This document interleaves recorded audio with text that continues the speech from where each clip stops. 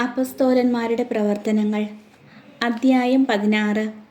തിമോത്തേയോസ്. ദർബെ, ലിസ്ത്ര എന്നീ സ്ഥലങ്ങളിൽ പൗലോസ് എത്തിച്ചേർന്നു.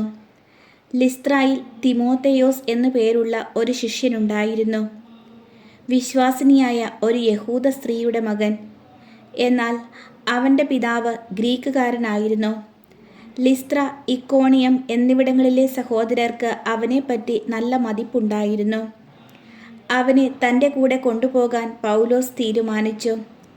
ആ സ്ഥലങ്ങളിലുള്ള യഹൂദരെ പരിഗണിച്ച് പൗലോസ് അവന് പരിച്ഛേദന കർമ്മം നടത്തി. എന്തെന്നാൽ അവൻ്റെ പിതാവ് ഗ്രീക്കുകാരനാണെന്ന് അവരെല്ലാവരും അറിഞ്ഞിരുന്നു. ജെറുസലമിൽ വെച്ച് അപ്പസ്തോലന്മാരും ശ്രേഷ്ഠന്മാരും എടുത്ത തീരുമാനങ്ങൾ അനുസരിക്കണമെന്ന് അവർ നഗരങ്ങളിലൂടെ ചുറ്റി സഞ്ചരിക്കവേ അവിടെയുള്ളവരെ അറിയിച്ചു. തന്മൂലം സഭകൾ വിശ്വാസത്തിൽ ശക്തിപ്പെടുകയും അവരുടെ എണ്ണം അനുദിനം വർദ്ധിക്കുകയും ചെയ്തു. ത്രോവാസിലെ ദർശനം. ഏഷ്യയിൽ വചനം പ്രസംഗിക്കുന്നതിൽ നിന്ന് പരിശുദ്ധാത്മാവ് അവരെ പിന്തിരിപ്പിച്ചതുകൊണ്ട് അവർ ഫ്രീജിയ, ഗലാത്തിയ എന്നിവിടങ്ങളിലൂടെ യാത്ര ചെയ്തു. മീസിയായ്ക്ക് അടുത്തു വന്നപ്പോൾ ബിഥീനിയായിലേക്ക് പോകാൻ അവർ ആഗ്രഹിച്ചു. എങ്കിലും യേശുവിൻ്റെ ആത്മാവ് അതിനനുവദിച്ചില്ല. തന്മൂലം മീസിയ പിന്നിട്ട് അവർ ത്രോവാസിലേക്ക് പോയി. രാത്രിയിൽ പൗലോസിന് ഒരു ദർശനമുണ്ടായി. മക്കദോനിയാക്കാരനായ ഒരുവൻ അവൻ്റെ മുമ്പിൽ നിന്ന് ഇപ്രകാരം അഭ്യർത്ഥിച്ചു: മക്കദോനിയായിലേക്ക് വന്ന് ഞങ്ങളെ സഹായിക്കുക. മക്കദോനിയാക്കാരെ സുവിശേഷം അറിയിക്കാൻ ദൈവം ഞങ്ങളെ വിളിച്ചിരിക്കുകയാണെന്ന് അറിഞ്ഞ് അവന് ദർശനമുണ്ടായ ഉടനെ ഞങ്ങൾ അങ്ങോട്ട് പോകാൻ ഉദ്യമിച്ചു. ലീദിയായുടെ മാനസാന്തരം. ത്രോവാസിൽ നിന്ന് ഞങ്ങൾ കപ്പൽ കയറി നേരിട്ട് സമോത്രാക്കയിലേക്ക് യാത്ര ചെയ്തു. അടുത്ത ദിവസം നെയാപോളിസിലേക്കും അവിടെ നിന്ന് ഫിലിപ്പിയിലേക്കും പോയി. അത് മക്കദോനിയായുടെ ആ ഭാഗത്തെ പ്രധാന നഗരവും റോമായുടെ അധികാരത്തിലുള്ള സ്ഥലവുമായിരുന്നു. കുറേ ദിവസം ഞങ്ങൾ ആ നഗരത്തിൽ താമസിച്ചു. നഗര കവാടത്തിന് പുറത്ത് നദീതീരത്ത് ഒരു പ്രാർത്ഥനാ കേന്ദ്രമുണ്ടെന്ന് തോന്നിയതിനാൽ അവിടേക്ക് ഞങ്ങൾ പോയി. ആ സ്ഥലത്ത് വന്നുകൂടിയ സ്ത്രീകളോട് ഞങ്ങൾ അവിടെ ഇരുന്ന് സംസാരിച്ചു. ഞങ്ങളുടെ വാക്കുകൾ കേട്ടവരുടെ കൂട്ടത്തിൽ തിയത്തീറ പട്ടണത്തിൽ നിന്ന് വന്ന പട്ടുവിൽപ്പനക്കാരിയും ദൈവഭക്തയുമായ ലീദിയ എന്ന സ്ത്രീയുമുണ്ടായിരുന്നു. പൗലോസ് പറഞ്ഞ കാര്യങ്ങൾ സ്വീകരിക്കാൻ കർത്താവ് അവളുടെ ഹൃദയം തുറന്നു. കുടുംബസമേതം ജ്ഞാനസ്നാനം സ്വീകരിച്ച അവൾ ഞങ്ങളോട് പറഞ്ഞു: കർത്താവിൽ വിശ്വസിക്കുന്നവളായി എന്നെ നിങ്ങൾ ഗണിക്കുന്നെങ്കിൽ ഇന്ന് എൻ്റെ ഭവനത്തിൽ വന്ന് താമസിക്കാൻ ഞാൻ നിങ്ങളോട് അപേക്ഷിക്കുന്നു. ഞങ്ങൾ അവൾക്ക് വഴങ്ങി. പൗലോസ് കാരാഗൃഹത്തിൽ. ഞങ്ങൾ പ്രാർത്ഥനാ കേന്ദ്രത്തിലേക്ക് പോകുമ്പോൾ ഭാവി ഫലം പ്രവചിക്കുന്ന ആത്മാവ് ബാധിച്ച ഒരു അടിമ പെൺകുട്ടിയെ കണ്ടു. ഭാവി പ്രവചനം വഴി അവൾ തൻ്റെ യജമാനന്മാർക്ക് വളരെ ആദായമുണ്ടാക്കിയിരുന്നു. അവൾ പൗലോസിൻ്റെയും ഞങ്ങളുടെയും പിറകെ വന്ന് വിളിച്ചു പറഞ്ഞു: ഈ മനുഷ്യർ അത്യുന്നതനായ ദൈവത്തിൻ്റെ ദാസരാണ്. അവർ നിങ്ങളോട് രക്ഷയുടെ മാർഗം പ്രഘോഷിക്കുന്നു. പല ദിവസങ്ങൾ അവൾ ഇപ്രകാരം ചെയ്തു. പൗലോസിനെ ഇത് അസഹ്യപ്പെടുത്തി. അവൻ തിരിഞ്ഞ് അവളിലെ ആത്മാവിനോട് പറഞ്ഞു: അവളിൽ നിന്ന് പുറത്തു പോകാൻ യേശുക്രിസ്തുവിൻ്റെ നാമത്തിൽ നിന്നോട് ഞാൻ ആജ്ഞാപിക്കുന്നു. തൽക്ഷണം അത് പുറത്തുപോയി. അവളുടെ യജമാനന്മാർ തങ്ങളുടെ ആദായമാർഗം നഷ്ടപ്പെട്ടുവെന്ന് കണ്ടപ്പോൾ പൗലോസിനെയും സീലാസിനെയും പിടികൂടി വലിച്ചിഴച്ച് പൊതുസ്ഥലത്ത് അധികാരികളുടെ മുമ്പിൽ കൊണ്ടുവന്നു.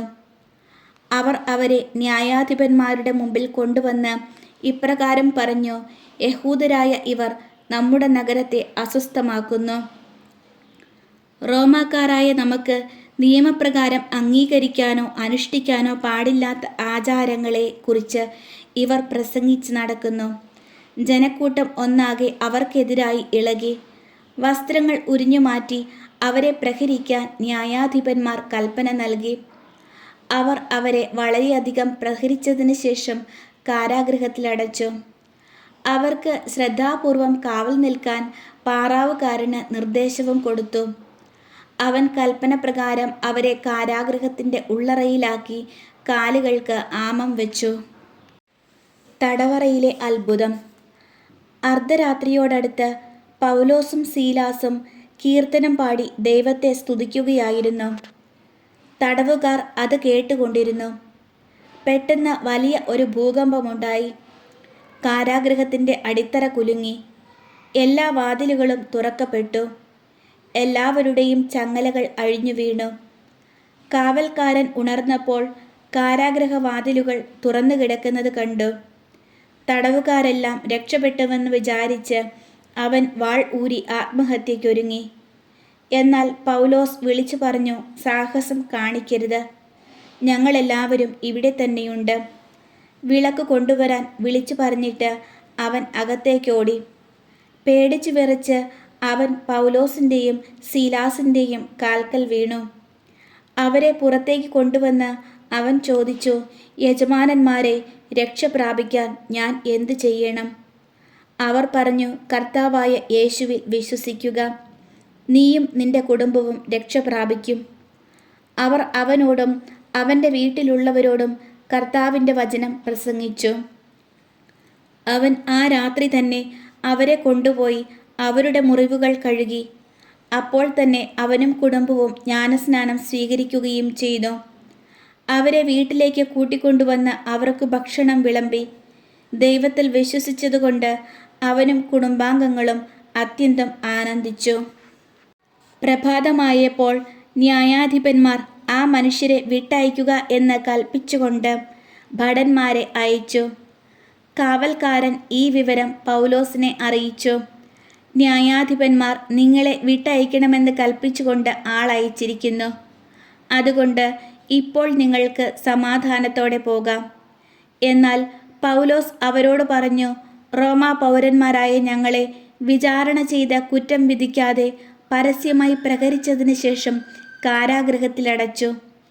ഇപ്പോൾ ഞങ്ങളെ അവർ രഹസ്യമായി വിട്ടയക്കുന്നുവോ? അത് പാടില്ല. അവർ തന്നെ വന്ന് ഞങ്ങളെ വിട്ടയക്കട്ടെ. ഭടന്മാർ ഈ വിവരം ന്യായാധിപന്മാരെ അറിയിച്ചു. അവർ റോമാ പൗരന്മാരാണെന്ന് കേട്ടപ്പോൾ ന്യായാധിപന്മാർ ഭയപ്പെട്ടു. അതിനാൽ അവർ വന്ന് അവരോട് ക്ഷമായാചനം നടത്തുകയും അവരെ പുറത്തു കൊണ്ടുവന്ന് നഗരം വിട്ടുപോകണമെന്ന് അവരോട് അഭ്യർത്ഥിക്കുകയും ചെയ്തു. അവർ കാരാഗൃഹത്തിൽ നിന്ന് പുറത്തുവന്ന് ലീദിയായുടെ വീട്ടിലേക്ക് പോയി. സഹോദരരെ കണ്ട് ഉപദേശങ്ങൾ നൽകിയതിനു ശേഷം അവർ അവിടെ നിന്ന് യാത്ര തിരിച്ചു.